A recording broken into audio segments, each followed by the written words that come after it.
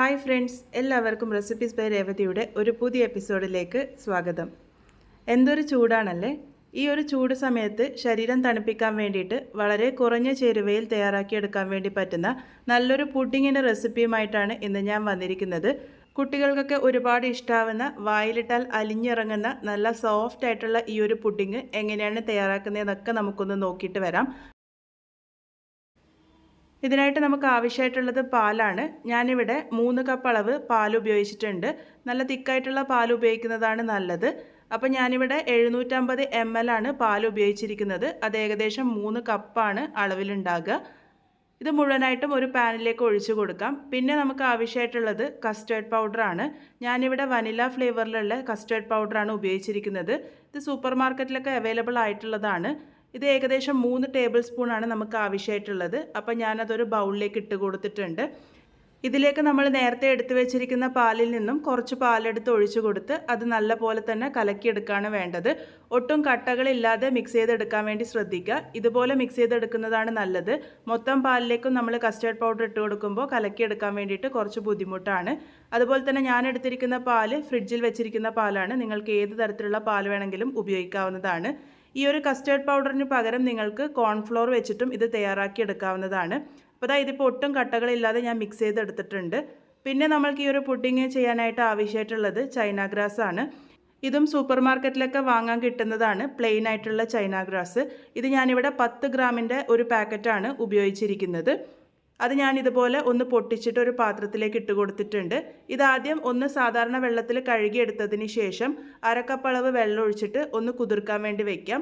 ആ ഒരു China grass ഒന്ന് ചെറുതായിട്ട് സോഫ്റ്റ് ആയിട്ട് വരികയാണെങ്കിൽ പെട്ടെന്ന് തന്നെ കുക്കായിട്ട് കിട്ടിക്കോളും. അപ്പോൾ ഇതുപോലെ 1/2 കപ്പ് വെള്ളം മാത്രം ഒഴിച്ചാൽ മതി. അതിനുശേഷം ഒരു 5 മിനിറ്റ് നേരത്തേക്ക് അതൊന്ന് സോക്ക് ചെയ്യാൻ വേണ്ടി മാറ്റി വയ്ക്കാം. ഈ ഒരു സമയത്ത് നമുക്ക് ആ ഒരു പാല് തിളപ്പിക്കാൻ വേണ്ടിയിട്ട് സ്റ്റൗവിലേക്ക് കയറ്റി വെച്ചിട്ടുണ്ട്. ഒന്ന് ഇളക്കി യോജിപ്പിച്ചതിന് ശേഷം നമുക്ക് പാലൊന്ന് തിളച്ച് വരാൻ വേണ്ടിയിട്ട് വെയിറ്റ് ചെയ്യാം. പാലൊന്ന് ചെറുതായിട്ട് ചൂടായി വരുമ്പോൾ നമുക്കിതിലേക്ക് മധുരത്തിന് പാകത്തിന് പഞ്ചസാര ചേർത്ത് കൊടുക്കാം. ഞാനിപ്പോൾ ഇവിടെ 1/4 കപ്പ് അളവ് പഞ്ചസാരയാണ് ചേർത്ത് കൊടുത്തിരിക്കുന്നത്. പഞ്ചസാരയുടെ അളവ് നിങ്ങൾക്ക് ഇഷ്ടാനുസരണം കൂട്ടോ കുറക്കോ ഒക്കെ ചെയ്യാവുന്നതാണ്. ഇത് ആ ഒരു പുഡിങ്ങിന് ഒരു മിതമായിട്ടുള്ള മധുരം തരുന്ന ആ ഒരു അളവിലാണ് ഞാനിപ്പോൾ ഒരു 1/4 കപ്പ് അളവ് ചേർത്ത് കൊടുത്തിരിക്കുന്നത്. ഇതുപോലെ ചേർത്ത് കൊടുത്തതിന് ശേഷം ഒന്ന് നന്നായിട്ട് മിക്സ് ചെയ്ത് കൊടുക്കുക. മിക്സ് ചെയ്തതിന് ശേഷം നമുക്ക് ആ ഒരു പാല് തിളച്ച് വരാൻ വേണ്ടിയിട്ട് വെയിറ്റ് ചെയ്യാം. ആ ഒരു സമയമാകുമ്പോഴേക്കും പഞ്ചസാരയും നന്നായിട്ട് അലിഞ്ഞു ചേർന്നിട്ടുണ്ടാവും. ഇപ്പോൾ നോക്കൂ, പാല് നല്ല പോലെ തന്നെ തിളച്ച് വന്നിട്ടുണ്ട്. ഈ ഒരു സമയമാകുമ്പോഴേക്കും നമ്മൾ നേരത്തെ കലക്കി വെച്ചിരിക്കുന്ന ആ ഒരു കസ്റ്റേർഡിൻ്റെ മിക്സാണ് ഇനി ചേർത്ത് കൊടുക്കേണ്ടത്. ഒന്നും കൂടെ ഒന്ന് ഇളക്കി യോജിപ്പിച്ചതിന് ശേഷം മാത്രം ചേർക്കുക. കാരണം കസ്റ്റേർഡ് പൗഡർ അടിയിൽ പോയിട്ട് ഊറിക്കൂടി നിൽക്കാനുള്ള സാധ്യതയുണ്ട്. ഇതുപോലെ തന്നെ ഒന്ന് ഇളക്കി യോജിപ്പിച്ചതിന് ശേഷം കുറച്ചായിട്ട് ചേർത്ത് കൊടുക്കാം. ഇത് ചേർത്ത് കൊടുക്കുമ്പോൾ ഫ്ലെയിം ഏറ്റവും ലോയിൽ വെക്കാൻ വേണ്ടിയിട്ട് ശ്രദ്ധിക്കണം. ഫ്ലെയിം ഏറ്റവും ലോയിൽ വെച്ചതിന് ശേഷം ഞാനിവിടെ കുറച്ചായി ചേർത്ത് തുടരെ ഇളക്കി നല്ലപോലെ തന്നെ മിക്സ് ചെയ്തെടുക്കാം. ആ ഒരു കസ്റ്റേർഡ് പൗഡറിൻ്റെ മിക്സ് ചേർക്കുമ്പോൾ പെട്ടെന്ന് കട്ടിയായിട്ട് വരാനുള്ള സാധ്യതയുണ്ട്. അതുകൊണ്ട് കട്ട കെട്ടാതിരിക്കാൻ വേണ്ടിയിട്ടാണ് ഫ്ലെയിം ഏറ്റവും ലോയിൽ വെച്ചിട്ട് കുറച്ചായി ചേർത്ത് കൊടുക്കാൻ വേണ്ടി പറയുന്നത്. അപ്പോൾ ഇതുപോലെ ചേർത്ത് കൊടുത്തതിന് ശേഷം നല്ലപോലെ മിക്സ് ചെയ്തെടുക്കുക. നേരത്തെ പറഞ്ഞതുപോലെ ഈ ഒരു കസ്റ്റേർഡ് പൗഡറിന് പകരം നിങ്ങൾക്ക് സെയിം ക്വാണ്ടിറ്റിയിൽ കോൺഫ്ലോറും ഉപയോഗിക്കാവുന്നതാണ്. കോൺഫ്ലോറാണ് ഉപയോഗിക്കുന്നതെങ്കിൽ ഏറ്റവും അവസാനമായിട്ട് കുറച്ച് വനില എസൻസും കൂടെ ചേർത്ത് കൊടുക്കുക. ലോ ഫ്ലെയിമിൽ വെച്ചിട്ട് നമുക്കിതൊന്ന് കുക്ക് ചെയ്യാൻ വേണ്ടിയിട്ട് മാറ്റി വയ്ക്കാം. ഈ ഒരു സമയത്ത് തന്നെ നമ്മൾ നേരത്തെ ആ ഒരു കുതിർത്ത് വെച്ചിരിക്കുന്ന ചൈന ഗ്രാസ് ഒന്ന് കുക്ക് ചെയ്യാൻ വേണ്ടിയിട്ട് ഞാനിവിടെ വെച്ചിട്ടുണ്ട്. ഇതുപോലെ സൈഡ് ബൈ സൈഡായിട്ട് ചെയ്താൽ മതി. ഇടയ്ക്കിടയ്ക്ക് ആ ഒരു കസ്റ്റേർഡ് പൗഡർ ചേർത്തിരിക്കുന്ന ആ ഒരു പാലിൻ്റെ മിക്സ് ഇളക്കി കൊടുക്കാൻ വേണ്ടിയിട്ട് ശ്രദ്ധിക്കണം. അല്ലാന്നുണ്ടെങ്കിൽ അടിയിൽ കട്ട പിടിക്കാനുള്ള സാധ്യതയുണ്ട്. ചൈന ഗ്രാസ് ഞാനിവിടെ മീഡിയം ഫ്ലെയിമിൽ വെച്ചിട്ട് ഇതുപോലെ ട്രാൻസ്പാരൻ്റ് ആകുന്നത് വരെയാണ് കുക്ക് ചെയ്തെടുത്തിരിക്കുന്നത്. മീഡിയം ഫ്ലെയിമിൽ വെച്ചിട്ട് ഇടയ്ക്കിടയ്ക്ക് ഇളക്കി കൊടുത്ത് ഇതുപോലെ തയ്യാറാക്കി എടുത്താൽ മതി. ഇതിപ്പോൾ പാകത്തിന് റെഡി ആയിട്ടുണ്ട്. ഇവിടെ ലോ ഫ്ലെയിമിൽ നമ്മൾ ചൂടാക്കാൻ വേണ്ടി വെച്ചിരിക്കുന്ന കസ്റ്റേർഡ് പൗഡറിൻ്റെ മിക്സ് ആവശ്യത്തിന് കുറുകി വന്നിട്ടുണ്ട്. ഇപ്പോൾ നമ്മൾ ചേർത്ത് കൊടുത്ത കസ്റ്റേർഡ് പൗഡറൊക്കെ നന്നായിട്ട് കുക്കായിട്ട് വന്നിട്ടുണ്ട്. ഈ ഒരു പരുവാകുമ്പോൾ ഇതിലേക്ക് നമ്മൾ തയ്യാറാക്കി വെച്ചിരിക്കുന്ന ചൈന ഗ്രാസും കൂടെ ചേർത്ത് കൊടുക്കാം. ചേർത്ത് കൊടുത്തതിന് ശേഷം നല്ലപോലെ ഇളക്കി യോജിപ്പിച്ച് കൊടുക്കുക. ഈ ഒരു സമയത്തൊക്കെ ഫ്ലെയിം ലോയിലാണ് വെച്ചിരിക്കുന്നത്. ഒട്ടും കട്ടകളില്ലാതെ മിക്സ് ചെയ്തെടുക്കാൻ വേണ്ടിയിട്ട് ശ്രദ്ധിക്കണം. ലോ ഫ്ലെയിമിൽ വെച്ചിട്ട് തന്നെ കുക്ക് ചെയ്യുന്നതാണ് ഏറ്റവും നല്ലത്.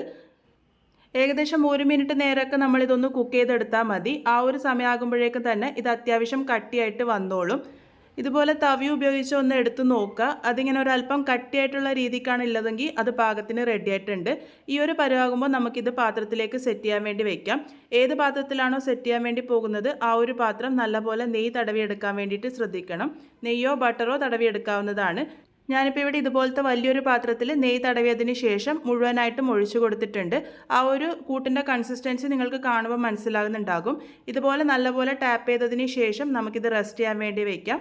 റൂം ടെമ്പറേച്ചറിൽ വെച്ചിട്ട് ചൂട് നല്ലപോലെ ആറി വന്നതിന് ശേഷം ഫ്രിഡ്ജിൽ വെച്ചിട്ട് വേണം ഇത് സെറ്റ് ചെയ്തെടുക്കാൻ വേണ്ടിയിട്ട്. 3 മുതൽ 4 മണിക്കൂർ നേരമാകുമ്പോഴേക്കും തന്നെ നന്നായിട്ട് സെറ്റായിട്ട് വന്നോളും. ഞാനിപ്പോൾ ഇവിടെ ഇത് രാത്രിയാണ് ഉണ്ടാക്കിയിരിക്കുന്നത്. ഓവർനൈറ്റാണ് റെസ്റ്റ് ചെയ്യാൻ വേണ്ടി വെച്ചിരുന്നത്. സാധാരണ ഫ്രിഡ്ജിൽ വെച്ചാൽ മതി, ഫ്രീസറിലൊന്നും വെക്കണ്ട. ഇതിപ്പോൾ പാകത്തിന് സെറ്റായിട്ട് വന്നിട്ടുണ്ട്. ഇതുപോലെ സൈഡ് ഒന്ന് കത്തി ഉപയോഗിച്ചോ അല്ലാന്നുണ്ടെങ്കിൽ സ്പൂൺ ഉപയോഗിച്ചോ ഒന്ന് വരഞ്ഞു കൊടുക്കുക. അതിനുശേഷം ഒന്ന് നല്ലപോലെ ടാപ്പ് ചെയ്തെടുക്കുകയാണെങ്കിൽ നമുക്ക് ഈസി ആയിട്ട് ഡീമോൾഡ് ചെയ്തെടുക്കാൻ വേണ്ടി പറ്റും. അപ്പോൾ ഇതുപോലെ ഞാനിപ്പോൾ ഡീമോൾഡ് ചെയ്ത് എടുത്തിട്ടുണ്ട്. ഡീമോൾഡ് ചെയ്ത് എടുക്കുമ്പോൾ പാത്രം എൻ്റെ കയ്യിൽ നിന്ന് വീണ് പോയിരുന്നു. അതുകൊണ്ടാണ് ആ ഒരു ഇല കീറിയതായിട്ട് നിങ്ങൾ കാണുന്നത്. ഒന്ന് നന്നായിട്ട് ടാപ്പ് ചെയ്തെടുക്കേണ്ടി വരും. അത് ഒട്ടും പറ്റിപ്പിടിക്കൊന്നുമില്ല, പക്ഷെ നന്നായിട്ട് ടാപ്പ് ചെയ്തിട്ട് ഡിമോൾഡ് ചെയ്തെടുത്താൽ മതി. ഇനി നിങ്ങൾക്കിത് ഇഷ്ടമുള്ള ഷേപ്പിൽ കട്ട് ചെയ്തെടുക്കാം. ഞാനിപ്പോൾ ഇവിടെ ചെറിയ ചെറിയ സ്ക്വയർ ഷേപ്പിലാണ് കട്ട് ചെയ്തെടുക്കുന്നത്. നിങ്ങൾക്ക് കാണുമ്പോൾ തന്നെ മനസ്സിലാകുന്നുണ്ടാവും വളരെ സോഫ്റ്റ് ആയിട്ടാണ് നമ്മളുടെ പുഡിംഗ് ഇരിക്കുന്നത്. ഒട്ടും തന്നെ കത്തിയിൽ പറ്റിപ്പിടിക്കുകയോ ഒന്നും തന്നെ ചെയ്യില്ല. നമ്മൾക്കിത് ഈസി ആയിട്ട് മുറിച്ചെടുക്കാൻ വേണ്ടി പറ്റും. ഇപ്പോൾ ഇതുപോലെ ചെറിയ ചെറിയ പീസസ് ആയിട്ട് ഞാനിവിടെ കട്ട് ചെയ്തെടുത്തിട്ടുണ്ട്. വളരെ ഈസി ആയിട്ട് തയ്യാറാക്കിയെടുക്കാൻ വേണ്ടി പറ്റുന്ന നമ്മളുടെ പുഡിംഗ് ഇവിടെ റെഡി ആയിട്ടുണ്ട്. വായിലിട്ടാൽ അലിഞ്ഞിറങ്ങുന്ന ആ ഒരു ടെക്സ്ചറിലാണ് ഈ ഒരു പുഡിംഗ് ഉണ്ടാകുക. ഉണ്ടാക്കാനും ഒരുപാട് ബുദ്ധിമുട്ടൊന്നുമില്ല. അപ്പോൾ വളരെ സിമ്പിളായിട്ട് തയ്യാറാക്കിയെടുക്കാൻ വേണ്ടി പറ്റുന്ന ഈ ഒരു പുഡിംഗ് നിങ്ങൾ എന്തായാലും ട്രൈ ചെയ്ത് നോക്കൂ. കുട്ടികൾക്കായാലും മുതിർന്നവർക്കായാലും ഒക്കെ ഇഷ്ടപ്പെടുന്ന നല്ലൊരു ടേസ്റ്റിലാണ് ഈ ഒരു പുഡിംഗ് ഉണ്ടാകുക. ചൂട് സമയത്ത് ശരിക്കും ട്രൈ ചെയ്ത് നോക്കാൻ വേണ്ടി പറ്റിയ വളരെ ടേസ്റ്റി ആയിട്ടുള്ള ഈ ഒരു പുഡിംഗ് നിങ്ങൾ ട്രൈ ചെയ്തതിന് ശേഷം നിങ്ങളുടെ കമൻസ് ഒക്കെ അറിയിക്കാൻ വേണ്ടി മറക്കരുത്. എന്തെങ്കിലും ഡൗട്ട്സ് ഉണ്ടെങ്കിൽ കമൻറ്റ് വഴി ചോദിക്കുകയാണെങ്കിൽ ഞാൻ മാക്സിമം റിപ്ലൈ കൊടുക്കാറുണ്ട്. അതുപോലെ വീഡിയോ ഇഷ്ടമാവുന്നുണ്ടെങ്കിൽ ലൈക്ക് ചെയ്യാനും ഫ്രണ്ട്സ് ആൻഡ് ഫാമിലിക്ക് ഷെയർ ചെയ്യാനും മറക്കല്ലേ. വീണ്ടും ഒരു നല്ല റെസിപ്പിയുമായി വളരെ പെട്ടെന്ന് തന്നെ കാണാം.